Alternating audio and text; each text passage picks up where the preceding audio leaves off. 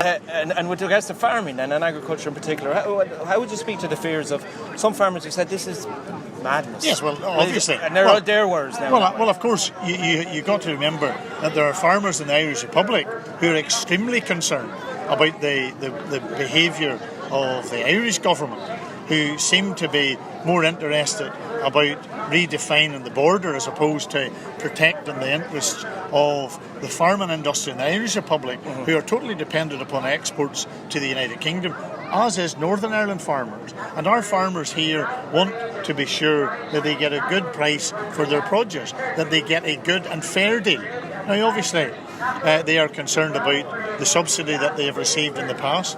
The Agriculture Minister, the government, Michael Gove and others have said that they will retain the subsidies until 2021, and then they will look at what is beyond that.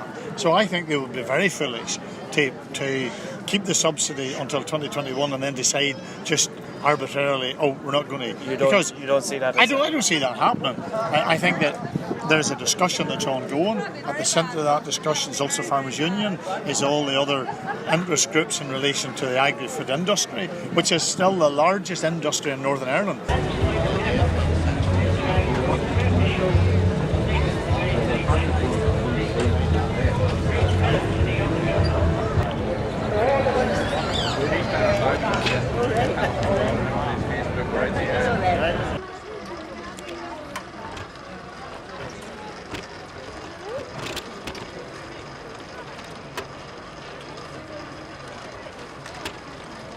Yeah, well, we're saying that we can't work with borders anywhere, but we don't really see the need for borders, because in today's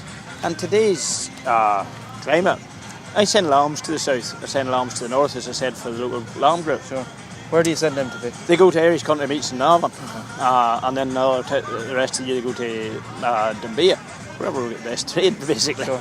But there is a difference going south compared to going north. When I collect the load of lambs to go south, they have to go to Seamus Black's yard in Ballycastle, which is an export assembly centre. The lambs are electronically read, they're uploaded, that's sent down to the department in the south. So the department in the south know the numbers of the lambs even before they're loaded onto the lorry. Now the Irish country mates know the numbers of the lambs that's coming. So they're loading onto the lorry and they head down.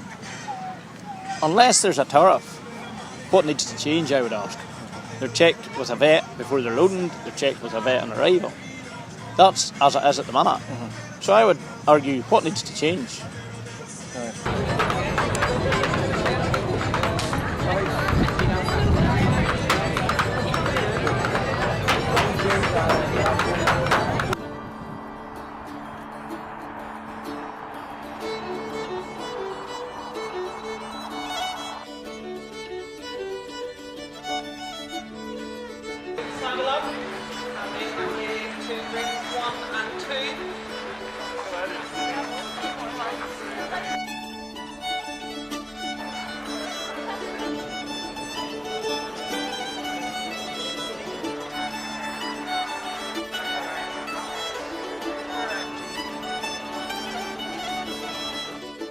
Ilsa. And I'm Alana. And where are we today? What's your product and what do you? So we make a product called Biltong under the flag of Connacht Biltong, and we're here at Balmoral with Ballylagan Organic Farm to showcase our produce. Okay, and tell me a bit about the farm. The farm is a 120-acre organic farm in just outside of Ballyclare, in a little village called Strayed. Okay. And it's one of the few organic farms in Northern Ireland.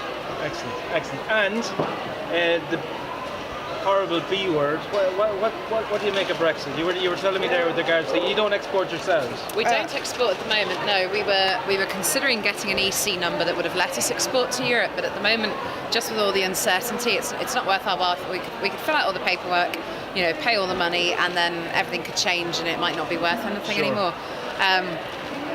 On a personal point of view, I think Brexit's an absolute disaster. Like, we've just walked blindly into it without knowing anything about it. We're wanting to trade with Europe, and now we're going to be sort of at their beck and call because they've got all the power now. We want to leave, so they can demand whatever they like off of us to keep trading with them. The free movement's going to stay, so all the reasons that people voted to leave, they're not going to happen. So what's the point? We might as well just stay in and reap the benefits of being in. For the farm, we have a farm shop at Ballylagan, and a lot of the products, the Germans are light years ahead organically, and the same as the Americans are. So a lot of our products are coming in from Germany, so we're having to import from Germany. For us, that means tariffs are going to go up. That's going to push our prices up. That's not good for our customers. We want to keep things, as reasonable as we possibly can for the customers. So it's going to be a disaster if it goes through. I'm hoping they'll see sense and pull out of it, but we'll have to see. Okay. Are you hopeful? I'm hopeful it won't happen. Yeah, I am. That's all you can have is hope, I think. Brilliant. Listen, thanks a million. I really appreciate your time. Cheers.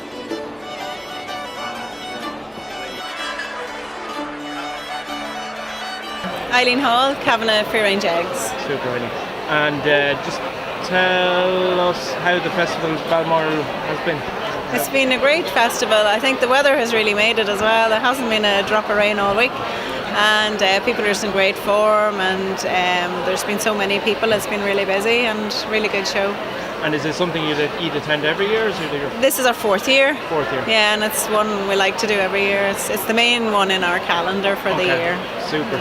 And where are you based in Northern Ireland? We're in County Fermanagh, Newton Butler. And the B word that people keep saying to me, Brexit, how's that going to affect you? Yeah, well, we're hoping not too bad, but it's very hard to know because nobody really knows what's going to happen yet, and we live on the border, so it could be difficult for us, if there is a hard border, but we're hoping that it won't be, that we'll be able to trade. Sure. But who knows?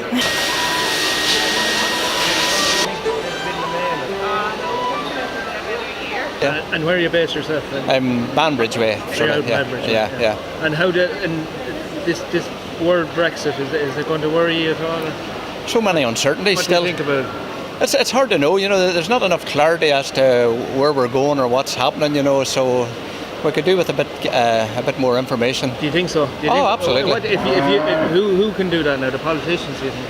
Well, there's still the debate going on between Europe and Britain on the exit agreement, and I'm not sure what progress is made, but it's where we are. Obviously, the border is a big issue. How that's going to be resolved, nobody seems to know. Sure. Yeah. Brilliant. Yeah. Lovely. Listen, thanks very much.